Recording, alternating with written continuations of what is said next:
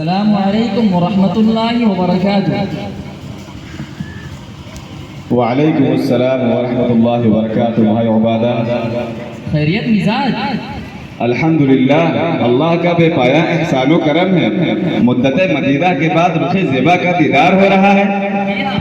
آج چونکہ یوم آزادی ہے تو میں نے سوچا اپنے رفیق صادق سے شرف ملاقات کر کے تاریخ آزادی ہند سے متعلق سوال و استفسار کے ذریعے کچھ تاریخی معلومات حاصل کروں، تو کیا آپ اس سلسلے میں میرے چند معروضات کا جواب مرحمت فرمائیں گے؟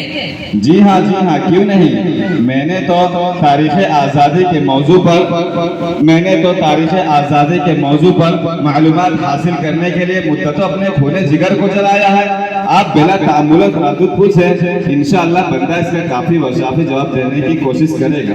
سب سے پہلے آپ یہ بتائیں کہ انگلستان سے شروع میں کتنے تاجر ہندوستان آئے تھے اور اس کمپنی کا نام کیا تھا اور کون سی جگہ پر آئے تھے؟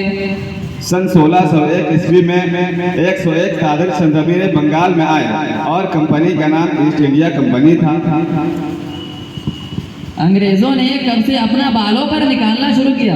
بادشاہ اورنگزیب کے دور اقتدار تک انگریز اپنی دم دبائے خاموش تھے، لیکن سن 1707 عیسوی میں جب ان کا انتقال ہو گیا تو انگریزوں نے ہندوستان پر اپنا ناجائز قبضہ جمانے کے لیے اپنے بالوں پر نکالنا شروع کر دیا۔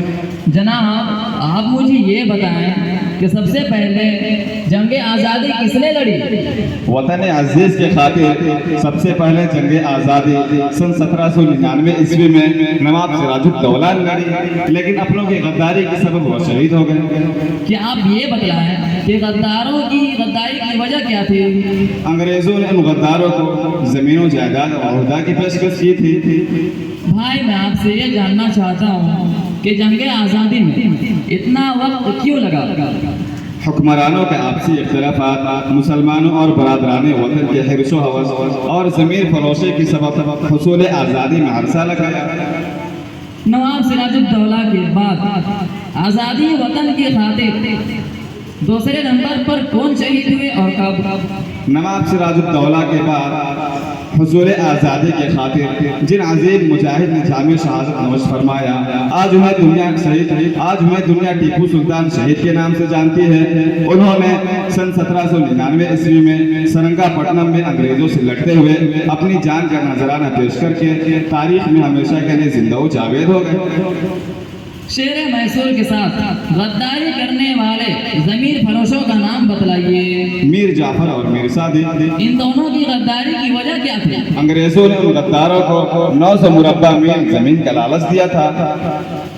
میں کافی دنوں سے اس بات کی تلاش میں ہوں کہ آخر جنگ آزادی مجموعی طور پر کتنے سال لڑی گئی۔ تلاشیں بسیار کے باوجود ہمیں نہیں مل پایا، کیا آپ ہمیں بتلائیں گے؟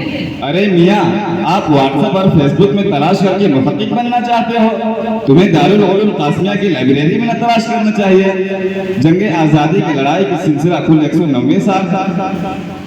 انگریزوں کے خلاف سب سے پہلے جہاد کا فتویٰ کس نے دیا؟ انگریزوں کے خلاف جہاد کا فتویٰ سب سے پہلے شاہ عبد العزیز محدث دہلوی رحمۃ اللہ علیہ نے دیا۔ ایک اہم سوال جو میں آپ سے کرنا چاہتا ہوں وہ یہ کہ تحریک سیف الہند کو تحریک ریشمی رومال کیوں کہا جاتا ہے؟ بات دراصل یہ ہے کہ حکومت برطانیہ کو اس خفیہ تحریک کا سراغ ریشمی رومالوں سے ملا تھا، جن میں تحریک سے متعلق ضروری معلومات تھی، اسی لیے انگریزوں نے اسے تحریک ریشمی رومال سے مشہور کر دیا تھا۔ جناب والا، دارالعلوم قاسمیہ میں آنے سے ہمیں بہت فائدہ ہوا۔ تاریخ آزادی ہند سے متعلق بہت سے حقائق کا انکشاف ہوا جن سے میں نابلد تھا۔ آپ کی وسعت مطالعہ سے ہمیں یہ احساس ہوا کہ اس طرح کے مسائل میں آپ ہی سے رجوع کرنا چاہیے۔ السلام علیکم ورحمۃ اللہ وبرکاتہ۔ وعلیکم السلام ورحمۃ اللہ وبرکاتہ۔